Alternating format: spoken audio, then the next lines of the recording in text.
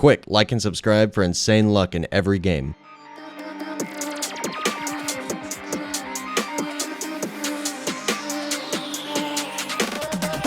What is going on, everybody? I'm back making another video, and in today's video, I want to talk about the Tower of Eternity, the new game mode that came out in Update 2 of Anime Defenders, and I want to just talk about how good the rewards are, and also how you can get these rewards AFK. Oh, let me close out of this Epic Games in the bottom. But as you can see, I'm on floor 41 of Tower of Eternity, and the rewards are getting so much better than in the earlier floors. And the only reason I knew this was because of this guy in my comment section from yesterday. So I gotta give a shout out to this guy, Dustin M. Wadstows 3789. He said, by the way, AlphaGG, the Tower of Eternity rewards increase. I'm at floor 90 and I get 270 gems, 2 trait crystals, 1 frostbind, and 1 stat dice per floor. So I don't know if these are the maximum rewards, because I'm getting pretty close to those exact rewards. The only thing he's getting more is he's getting a frostbind and 20 more gems.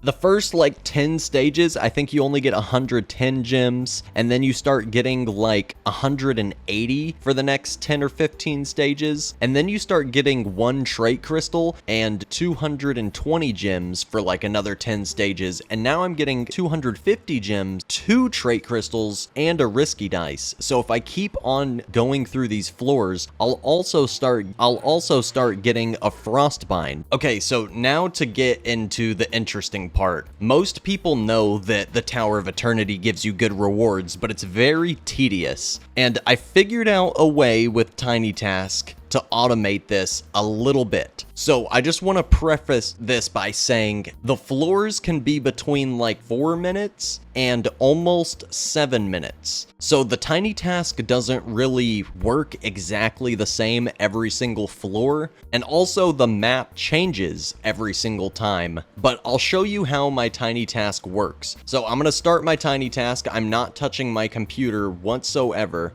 And I set it up in a specific way so that it can be automated, sort of. So the TinyTask starts by hitting the next floor button, and then as soon as I have enough money for a starter unit, I place it down, but I click on like 10 different areas that are spaced out, and I start at the top and go down so I don't accidentally click on a unit that I already placed and then click the sell button. So this is pretty much how I was able to automate it. And I'm clicking in a bunch of different places because the map changes every time. So it was sort of automated for the most part. Every once in a while it would mess up because one of the stages is too long or too short, but mainly too long. So I just left a lot of error room at the end of the TinyTask. So if a level is longer than most of them, it'll wait. And also, a lot of people were bringing up the CAPTCHA where you have to manually enter the code on screen to prove you're a human and you're not just using TinyTask, but it only came up after the first time I replayed a floor, or I went to the next floor, and then it came up again 25 floors later. Literally exactly like 25 floors later, the CAPTCHA came up again to verify that I'm human. So I guess that's where a lot of people were having problems, where the game would just not really work with TinyTask, and it would just start saying defeat after a few hours, which is true, but you can still use it a little bit. You can still make it do 95% of the work, just not 100% of the work. So I left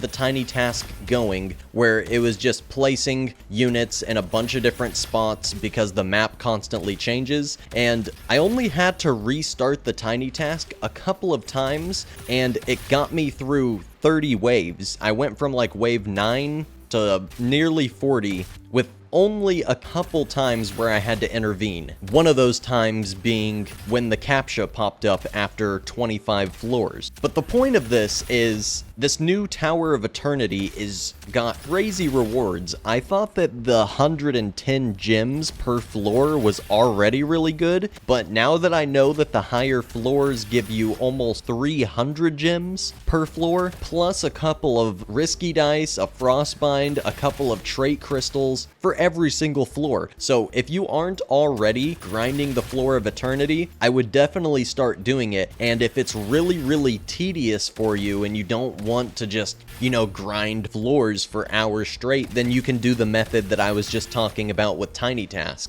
So you pretty much start off the TinyTask in the same way I taught you guys in my method from the other day, but the method was for the campaign missions, or the story missions. This is a little bit different because the map changes every time, and also the amount of units per round changes every time, so you can complete a floor in 4 minutes, and then the next one takes almost 7 minutes, and then the next one only takes like 5.5. It's a little bit random, and it's like that on purpose to prevent you from macroing and doing this AFK, but you still can make the macro do like 95% of the work. Because like I said, I only had to intervene a couple of times over the course of a few hours doing 30 floors, which is a lot less tedious than sitting there and manually doing all 30 floors for hours straight. I just came back and checked on it like once an hour, and sometimes it was still running, and sometimes I had to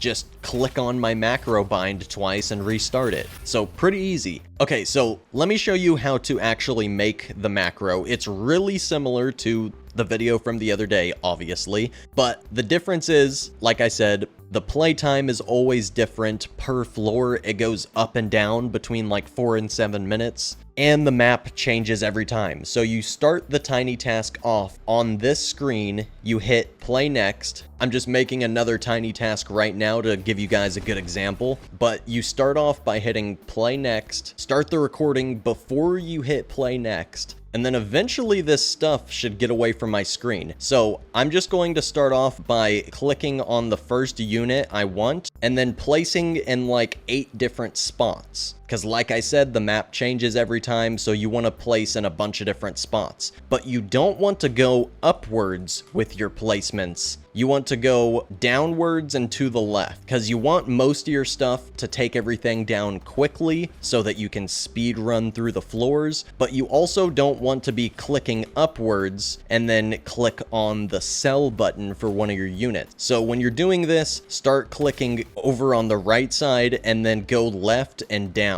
And I'm just showing you guys how to make this recording real quick. But yeah, my previous one worked just like this. It would literally just click on units as soon as they're able to be placed, and then just try placing them in a few spaced out locations, and one of the spots is going to be open every single time. If you want a little extra insurance, as you can see, I already have the maxed unit cap on this guy, but I can just click on him, place in a few spots, and then if I want to do it again, click on him, place in a few spots. So just in case 1 or 2 of them didn't place, you can make sure every single run all your units get placed. Just space out your placements like this and move downwards and to the left. Move away from the sell button because you don't want your macro to accidentally sell your units on some of these runs, because then obviously you won't be able to make it to that high of a wave if you're sitting there selling all your units. And as always with a macro, you do not want to move your camera around because it'll just mess everything up. If you accidentally move it a little to the left, it'll move a little more to the left on the next rerun. And after 5 or 10 or 15 reruns, you'll be way to the left. So you don't want to move your character or your camera when you're recording a macro. But as you can see, I have the max unit cap on everyone, and you can do this once you have the money and just keep placing units. Some of the times the map will be way different and maybe you won't get all the units placed that you want. So you can literally just go through all the units, and even if they're at max cap, just do this for the recording. And this ensures that every single time the recording repeats, you'll have the maximum amount of units down. And you don't want to try to upgrade your units or anything, because they'll be in different spots every single time the recording repeats, because the track will be in a different position, so your units will just get placed differently. But if you want to make this even easier, the beginning of the track is almost always the same. They change up the middle of the track, but the beginning is almost always the same. So if you really wanted to, you could just place all your units right next to the start of the track and also upgrade them. So that would probably give you a better chance of being able to macro this on way higher floors. Because originally I intended for this macro to just get me through all of the easy floors, so I don't have to grind for hours because it's just tedious. But yeah, once you get the basics down of how to make a macro, you guys can probably make way better macros than me. I'm pretty much just trying to teach you guys how to make them for yourself, because there's a bunch of different macros you can make on any map. You can do macros where you're only using 1 or 2 units that you're trying to level up. I'm just pretty much trying to teach you guys how to make the macro. So as you can see, the playtime is only 5 minutes 40 seconds for this run. Sometimes it's over 6 minutes, sometimes it's only 4 minutes something. So when I was making my macro, the one that got me from floor 10 to floor 40 pretty much for free, I just sat here and waited. I waited until my TinyTask timer was at like 7 minutes, because like I said, some of the plays or some of the runs were up to 7 minutes. So you're gonna waste a little bit of time if it's like a 4-minute run and then the TinyTask doesn't restart and hit play again or play next for a few more minutes. So you'll waste a little bit of time, but at least the TinyTask won't get messed up by having the recording too short. So you'd rather have the recording too long and be a little bit inefficient on the shorter runs than for the recording to be too short, and then on a longer run, the recording is already repeating before the longer run ends. So that's why I just sat here and waited until the TinyTask recording was at 7 minutes, and it pretty much worked flawlessly, except for like 1 or 2 times, and then one time where the CAPTCHA popped up, and there's nothing you can really do about that. You have to enter that manually. But yeah, this is where you would end the recording. Do not press anything else on this page, just end the recording. And then the start of the recording repeating will hit play next, because if you guys remember, the start of the recording started with hitting the play next button. So then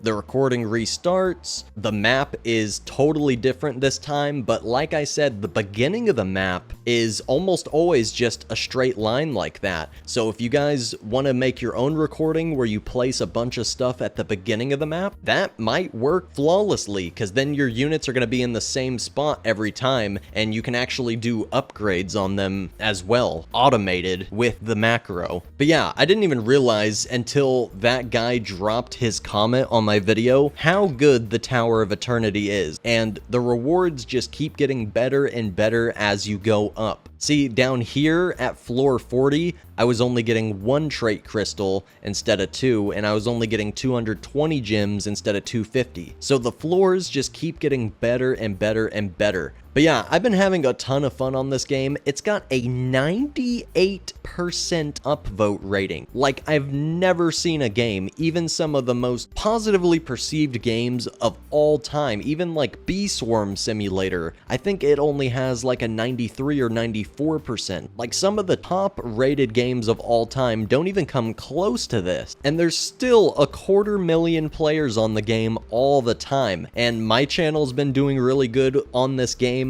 It seems that you guys really like this game and want to see more. So I just wanted to say thanks for the support. Hopefully I was able to help some of you guys out with the Tower of Eternity. I didn't even realize how good the rewards were I thought 110 gems per floor was good, but no, the rewards get really good later on. So yeah, if you guys enjoyed this video, make sure to hit the like button, comment some ideas for more future videos down below, let me know what you guys want to see in this game, and subscribe if you have not already with post notifications on if you want to know when I go live or upload another video. I'll see you all in the next one very soon. Peace out, everybody.